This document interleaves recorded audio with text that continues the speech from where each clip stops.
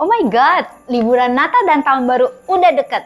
Dan buat kamu yang ngerayain, pasti lagi siap-siap dong seru-seruan untuk nyiapin segala sesuatu untuk Natal.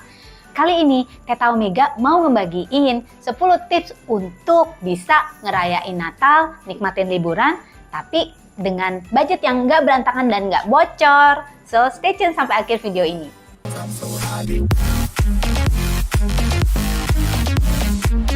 What's up everyone? Welcome back to Teta Omega TV channel, the best channel for inspiration, healing, and transformations.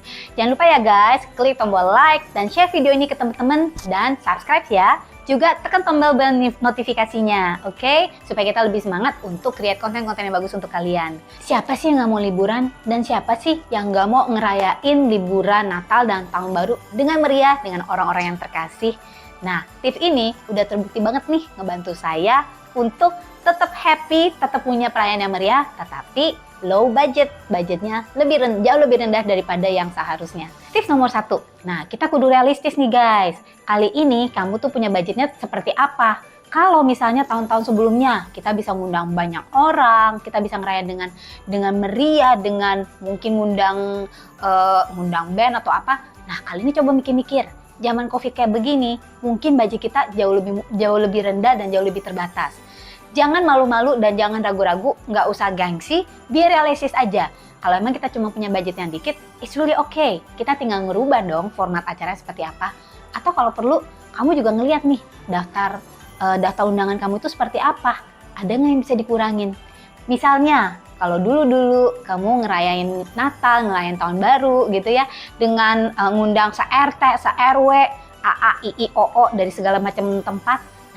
Mungkin ada baiknya kali ini kita ngerayain Natal hanya dengan keluarga dekat atau teman-teman terdekat kalau memang kamu belum berkeluarga, supaya budgetnya juga lebih realistis tetapi kita tetap dapat maknanya. Nah, yang kedua guys, gimana kalau kita ngerayain Natal, ngerayain Natal Tahun Baru atau pesta gitu ya, terserah kalian deh, itu dengan format yang berbeda. Kalau misalnya kamu biasa jadi host atau tuan rumah yang nyiapin segalanya, gimana kalau kali ini kita bikin yang namanya acara potluck. Potluck itu acara di mana kita minta setiap tamu yang datang ikut berbagian. Nah, ada yang ngebawain makanan. Makanannya mungkin kita kasih daftarnya nih. Atau mungkin kita kasih temanya. Yuk kita temanya Mediterranean food. Kamu mau bawa apa? Kamu bawa apa? Gitu ya. Atau temanya Japanese food. Atau temanya international food. Terserah. Ini benar-benar akan bisa menghemat budget kamu dan semua orang happy. Bisa nunjukin keahlian mereka juga dan bisa ikut berpartisipasi. Yang berikutnya adalah kita buat budget di depan sebelum kita belanja. Nah, kalau kita mulai nih belanja ke mall atau bahkan belanja online sekarang, godaannya adalah membeli barang-barang yang akhirnya nggak perlu. So, ada baiknya sebelum kita mulai belanja, baik itu belanja online ataupun belanja ke mall atau ke tempat yang ke pasar gitu, kita bikin dulu daftarnya. Untuk perayaan kali ini, aku perlu apa aja? Kita perlu nyiapin apa aja ya? Jadi kita siapin dan belanja sesuai budget pastinya. Supaya kamu nggak keteteran dan nggak kebocoran. Apalagi dengan godaan sale di mana-mana.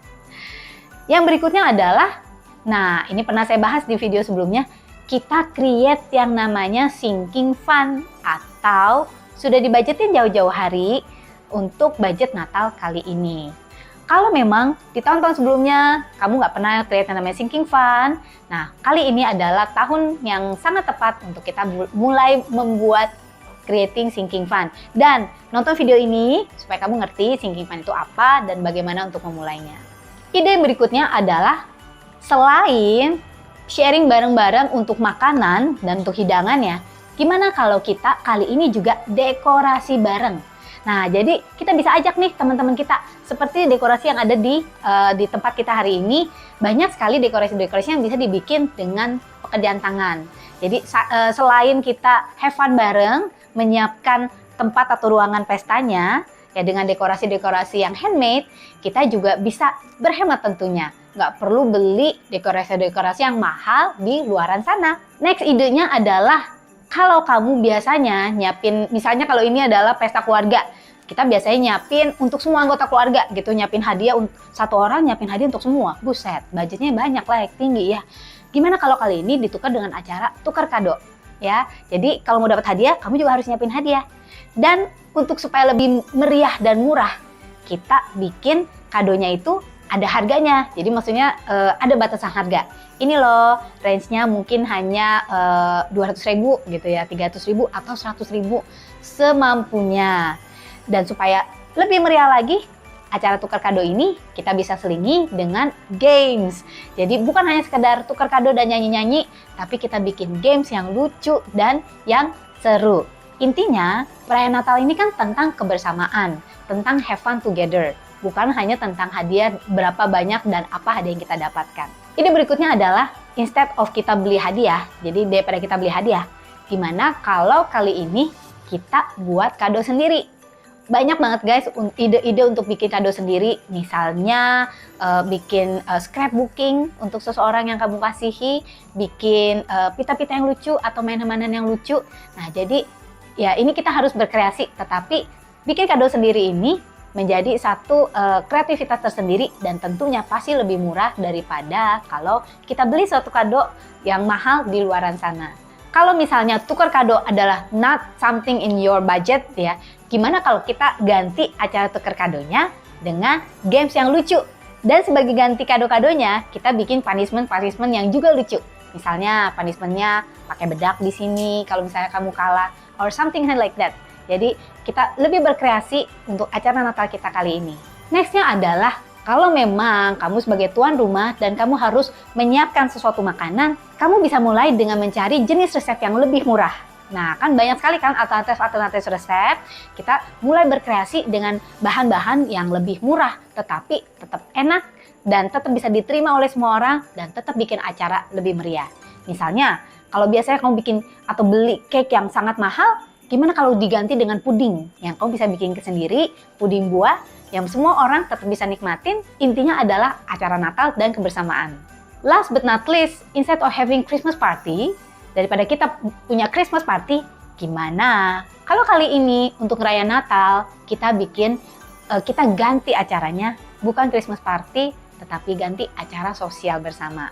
Misalnya ke panti asuhan untuk nyanyi-nyanyi bersama, atau misalnya bagi-bagi nasi bungkus, melakukan suatu kebaikan dan menabur kebaikan bagi orang-orang di sekitar kita.